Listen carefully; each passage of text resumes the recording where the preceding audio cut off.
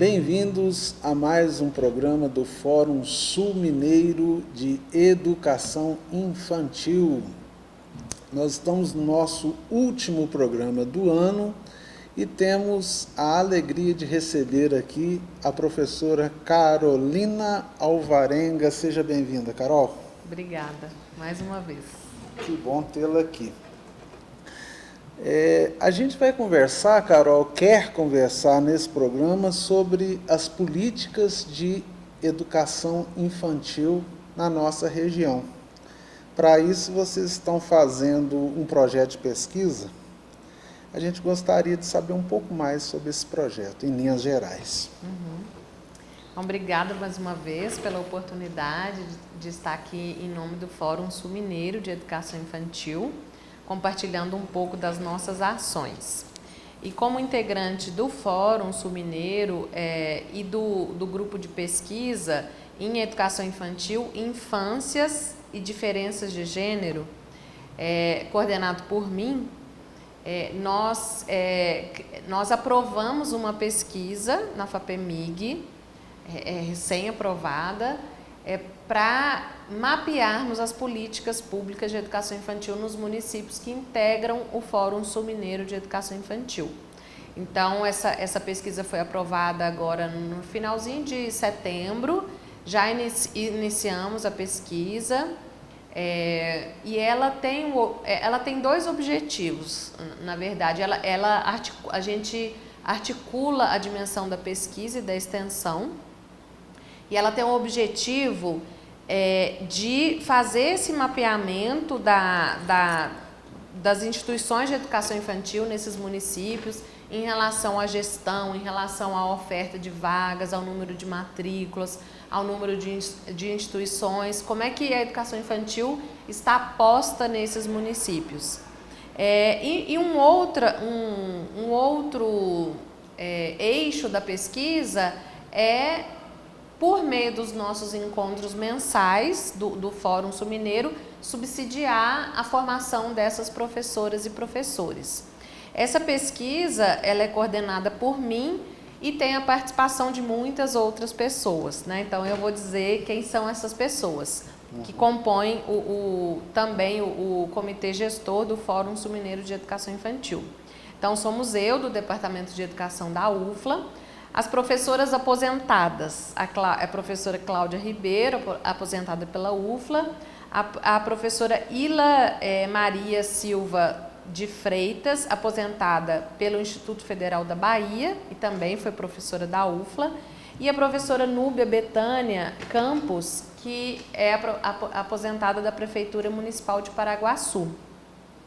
Outras professoras que compõem a pesquisa são Glória Lúcia Magalhães, do Centro Universitário do Sul de Minas, do UNES, de Três Pontas, a professora Cristina Lúcia Calíquio Cruvinel, que é do Centro Universitário da Fundação Educacional de Iguaxupé, que é a Unifeg, a professora Eliane Vianney de Carvalho, que é do Centro Universitário de Lavras, aqui do Unilavras, e nós temos a participação da jornalista da Maria de Fátima Ribeiro, né, que é a Tartinha, e da estudante de pedagogia Tuane Aparecida Nogueira, que é bolsista de iniciação científica. Então, essa pesquisa ela é coordenada por mim e essas outras pesquisadoras também fazem parte. E nós estamos num processo inicial da pesquisa, que é começar o mapeamento da gestão da educação infantil nesses municípios. Nós começaremos o ano que vem, então fica aqui também um convite, um chamado para todos os municípios. Nós mandamos um e-mail para esses municípios, comunicando da pesquisa, dizendo dos nossos objetivos e pedindo um retorno, uma manifestação, se gostariam ou não de participar da pesquisa, né? E aí nós estamos no processo de receber esses retornos e neste momento nós estamos construindo o instrumento de pesquisa que vai ser um questionário. Então nós vamos passar um questionário, aplicar um questionário com esses municípios para a gestão desses municípios e aí nas secretarias municipais de educação, de preferência para as coordenações de educação infantil, mas nós sabemos que nem todos os municípios têm essa coordenação de educação infantil, muitas vezes elas estão ligadas, né, numa coordenação de educação básica, de uma forma geral. Então, nesse primeiro momento, será isso, né, o mapeamento da gestão das instituições de educação infantil. Num segundo momento, nós vamos fazer um mapeamento dos processos educativos. Então, nós selecionaremos alguns municípios, e aí serão poucos, né, porque a equipe é pequena, e nós teremos que ir aos municípios para observar as práticas pedagógicas de professoras e professores da educação infantil.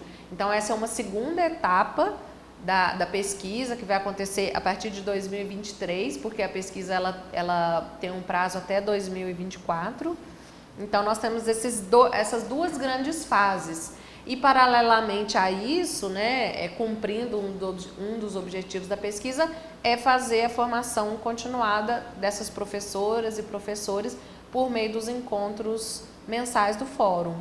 E também de estudantes de graduação, de pedagogia ou outras licenciaturas que nos acompanham no fórum, que nos acompanham no grupo de pesquisa. Então, nós estamos nesse processo de bastante trabalho. Esse ano, durante a gravação dos programas e conversando com o comitê gestor, a gente viu a garra, o trabalho de vocês, né? Realmente é de tirar o chapéu.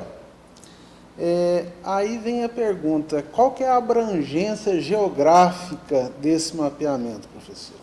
Então, nós temos alguns conflitos nessa abrangência, porque tem as regiões de Minas divididas, né? Tem o sul de Minas, o sudoeste, os Campo das Vertentes, tem o Triângulo Mineiro, tem essas regiões, mas os municípios que participam do Fórum Sul Mineiro não necessariamente fazem parte do sul de Minas Gerais. Alguns municípios que tradicionalmente, há muitos anos, fazem parte do Fórum Sul Mineiro, eles estão em outra região. Então, o nosso convite, ele foi feito a partir de um mapeamento de todos os anos, né, que nós tivemos do Fórum, daqueles municípios que participam desde lá de 1999, nós mapeamos esses municípios que sediaram os encontros do Fórum e mapeamos os municípios que apareceram nas nossas listas de presença dos encontros virtuais que nós temos feito desde 2020, né, quando começou a pandemia. Então, mesmo que não seja alguém da gestão do município, que seja alguma professora, algum professor daquele município que participa dos encontros, nós enviamos o e-mail para todos esses municípios. Então, a nossa abrangência, ela extrapola o sul de Minas Gerais, né, e abrange alguns municípios que têm participado aí tradicionalmente, mas que estão aqui por perto, né? É interessante que, pelo IBGE, Lavras é Campos das Vertentes, né? Então, realmente tem que fazer ampliar também. Ampliar. A gente vai para um intervalo e a gente volta falando um pouco mais sobre essa pesquisa. Fique com a gente aí.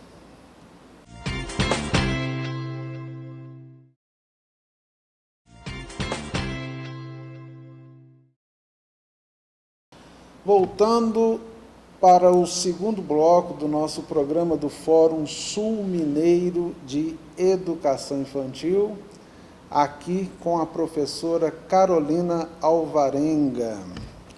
Professora, vamos detalhar um pouquinho os aspectos que vocês vão explorar nessa pesquisa. Eu vi aqui na minha guia que vocês vão olhar a oferta e a demanda por vagas. O que você tem a falar sobre isso? Então, nós temos um desafio muito grande na educação infantil. Os municípios têm esse desafio muito grande de atender a demanda por vagas na educação infantil.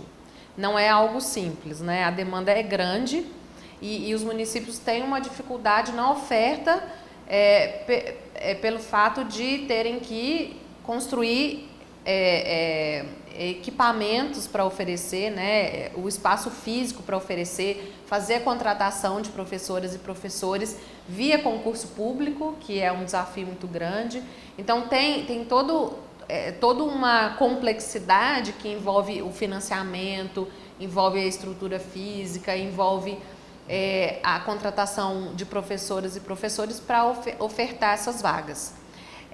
Hoje é obrigatória a matrícula de crianças de 4 e 5 anos na educação infantil. Então, não apenas não é mais uma opção da família, assim como é uma opção da família a matrícula na creche, que são as crianças de 0 a 3.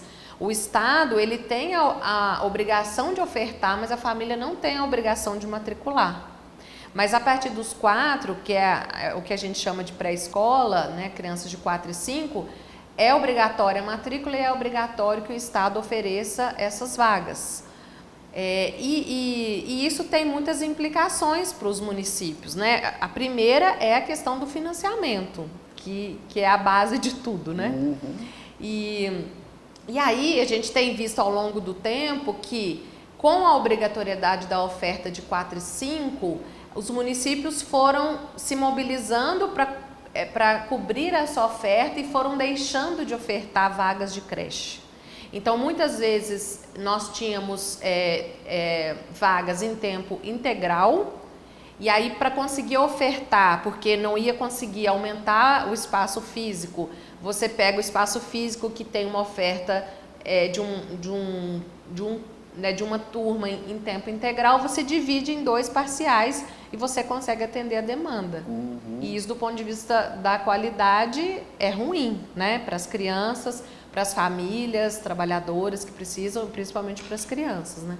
Então, é um desafio muito grande o município conseguir cobrir a oferta de vagas para as crianças da educação infantil. E nessa toada aí, professora, eu vi aqui, vocês também vão fazer uma investigação, no bom sentido, né?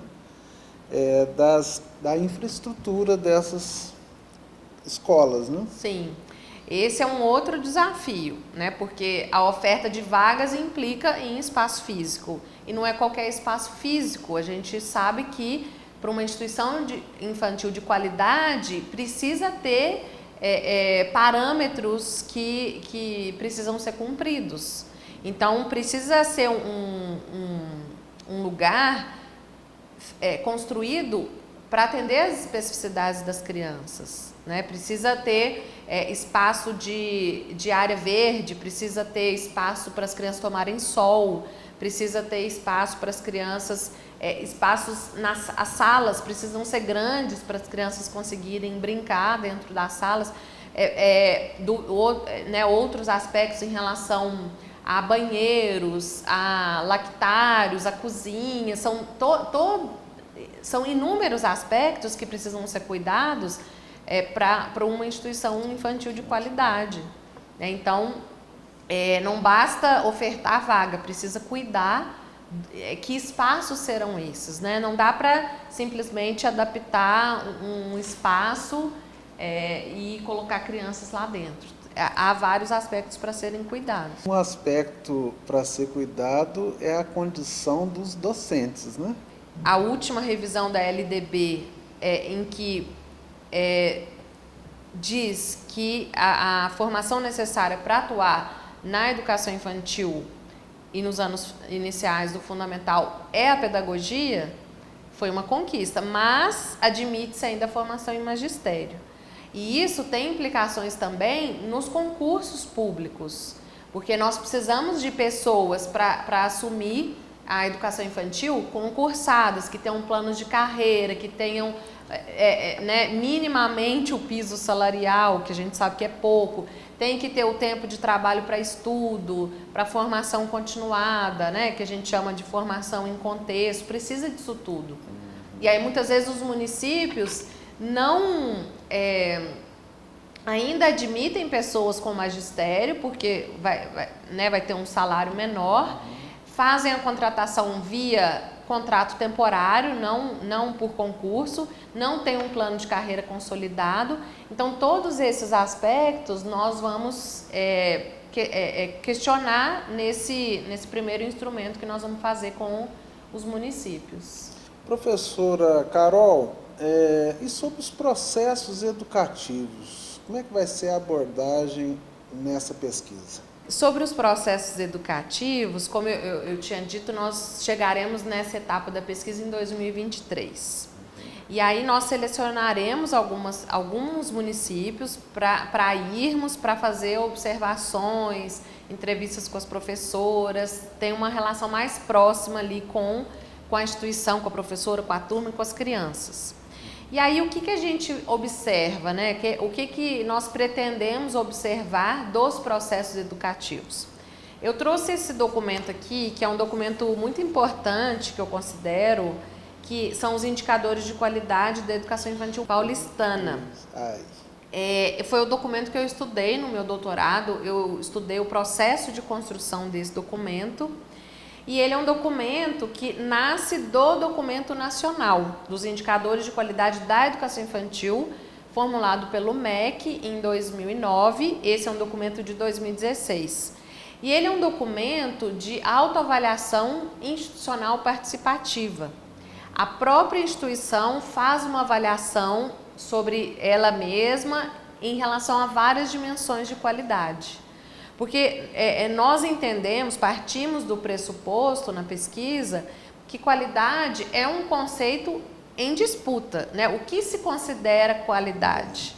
Vai depender das concepções de educação infantil, de educação, de infância, de criança, né? E se eu tenho uma concepção que prioriza a alfabetização de crianças da educação infantil, eu terei práticas pedagógicas que vão valorizar a alfabetização das crianças, que não é o nosso caso.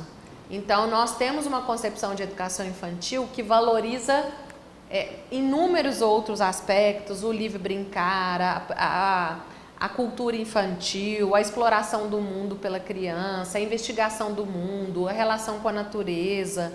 Então, são várias outras dimensões daquilo que a gente considera qualidade. E aí nós estamos inspiradas na sociologia da infância e na pedagogia da infância.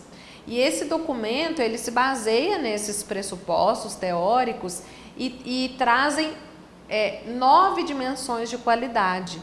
Porque quando a gente pensa na qualidade da educação, não é só em relação ao desenvolvimento das crianças. Para a gente pensar no desenvolvimento das crianças, nós temos que pensar em que contexto ela está inserida, o que é ofertado para ela, né? Quais as condições ali materiais, de tempo, de espaço que são oferecidas para essa criança.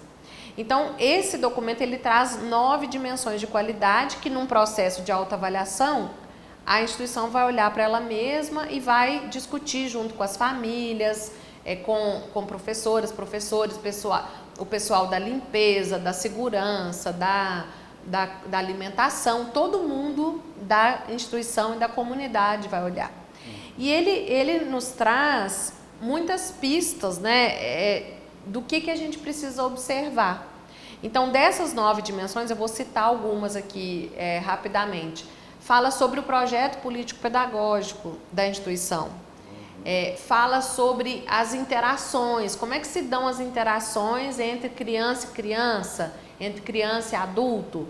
Como é que são as múltiplas linguagens, o que é oferecido à criança em relação às linguagens. Como é que são as condições de trabalho, que tem a ver com o que a gente falou agora há pouco, né? O tempo de trabalho, o tempo de formação destinado à formação continuada da equipe docente, da equipe de apoio, da equipe gestora. Como que é a rede de proteção, também tem aqui uma dimensão. Tem uma outra dimensão que fala da saúde, do bem-estar das crianças. Que alimentação que é oferecida para essas crianças, como é que se articula a saúde. Então, são várias as dimensões de qualidade que esse documento traz, que nós entendemos fundamentais para observar o processo educativo. E ele se diferencia do documento nacional, e eu considero um ganho, porque ele traz 2 novas dimensões, porque o nacional só tem 7 dimensões, que são 2 dimensões que também se articulam, que uma é sobre a escuta, a autoria e participação de bebês e crianças, e a outra são as questões étnico-raciais e de gênero. Então, como olhar para isso no cotidiano da educação infantil? E aí, quando essas dimensões estão num documento, ele está dizendo que são dimensões importantes e são dimensões de qualidade. Então, quando a gente chegar lá em 2023 e formos para as instituições fazer observação, nós vamos olhar para esses aspectos, muitos desses aspectos. E vai ser uma importante ferramenta também para os municípios para adotar políticas sérias para a educação infantil, né, professor? Sim, o município vai ter a oportunidade de olhar para essas inúmeras dimensões, né, que compõem essa qualidade da educação infantil. A gente vai para mais um intervalo e a gente volta daqui a pouquinho, aí que a gente volta.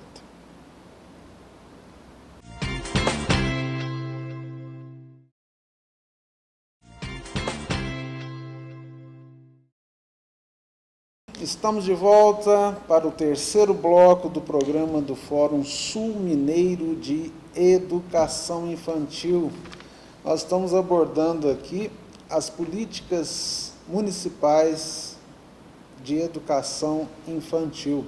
Professora, é muito importante e muito se fala das redes de proteção. Para o nosso público que está em casa, o que são essas redes de proteção? Então, a rede de proteção é uma rede composta por várias instituições que prezam pelos direitos das crianças, né, que em defesa do direito das crianças, no caso, né, no nosso caso aqui, pensando na educação infantil. Então, a escola é uma instituição que faz parte dessa rede de proteção.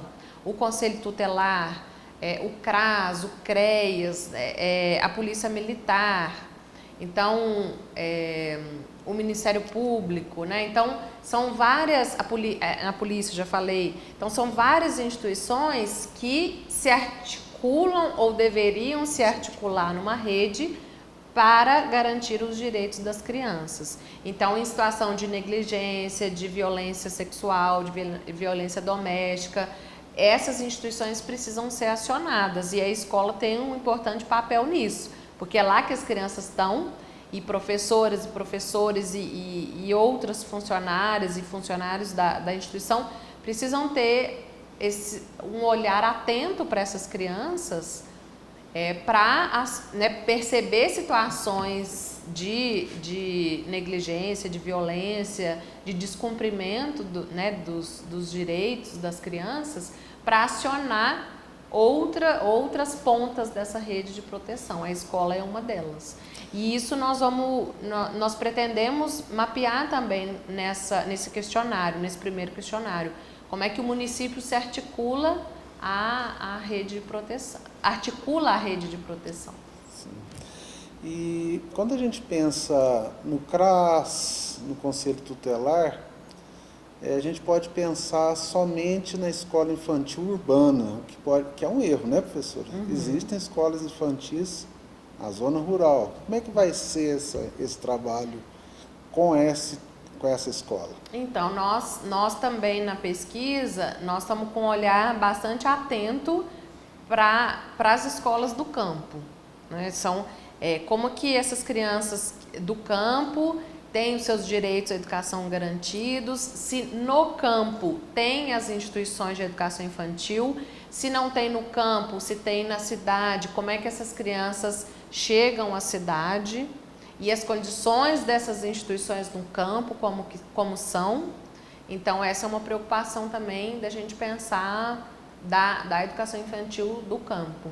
A gente percebe que a pesquisa vai ser bem abrangente e vai ser um diagnóstico e servir como diretriz, né, professor? Sim, esperamos que fazer esse levantamento, esse mapeamento, seja potencialmente assim, né, favorável para construção de políticas públicas, para o aprimoramento dessas políticas públicas, né, que os municípios já têm, já fazem. Terminando o nosso papo aqui, professora, gostaria de falar sobre os encontros do Fórum Sul-Mineiro de Educação Infantil para o ano que vem. O que vocês estão bolando lá, trabalhando? Como é que o catavento anda girando lá nos trabalhos? Bom, esse ano nós finalizamos o último encontro, falando do plano nacional pela primeira infância, que articula, né, essas várias instituições, as redes de proteção, várias dimensões dos direitos das crianças, não só educação, saúde, né, moradia, o uso o espaço da cidade, se é uma cidade acolhedora, uma cidade educadora ou não. Então, são várias dimensões quando se pensa nos direitos da criança. E nós finalizamos com esse tema, com a participação do professor do Vital de Donê. Tivemos a participação também da Tatinha, relatando sobre a participação dela na comissão aqui de Lavras, né, com a mediação da Cláudia Ribeiro. E aí, para o ano que vem, nós retomaremos em fevereiro, mas ainda vamos decidir o dia, se nós vamos manter as quintas-feiras, se nós vamos manter de manhã, se nós vamos passar para a tarde. E aí essa decisão ainda a gente vai tomar e comunicar para as pessoas que têm nos acompanhado. Nós estamos achando que com o retorno das atividades presenciais nas instituições, nós conseguiremos que mais professores e professores participem no finalzinho da tarde, no comecinho da noite. Porque o horário que a gente estava fazendo é um horário que muitas professoras e professores já estavam com as crianças.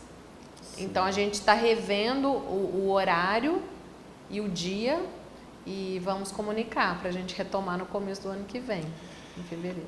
E a TV Câmara está atenta aos movimentos do Fórum Sul-Mineiro e nesse último programa aqui a gente vem agradecer de público, tá? A disponibilidade de vocês. Eu, através de você, eu mando um abraço a toda a equipe, tá? E esperamos que estejamos juntos no ano que vem. A você de casa que acompanhou, boas festas, um bom final de ano. Obrigado, professora.